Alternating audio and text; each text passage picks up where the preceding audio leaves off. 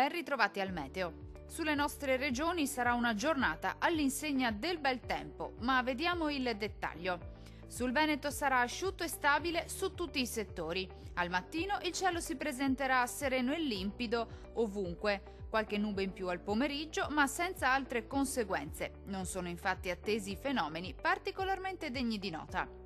Temperature in ripresa, con minime tra 5 e 10 gradi. Valori massimi compresi invece tra 16 e 19 gradi circa.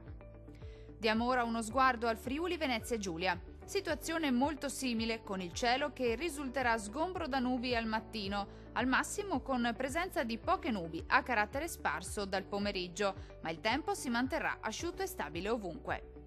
Temperature in lieve aumento, con minime tra 6 e 8 gradi. Valori massimi oscillanti invece tra 17 e 19 gradi circa. Vediamo infine la situazione del Trentino Alto Adige. Non cambia di molto la previsione, molte nubi sui settori alpini di confine, specie al mattino, anche con isolati fenomeni associati. Maggiori spazi soleggiati invece nella seconda parte della giornata.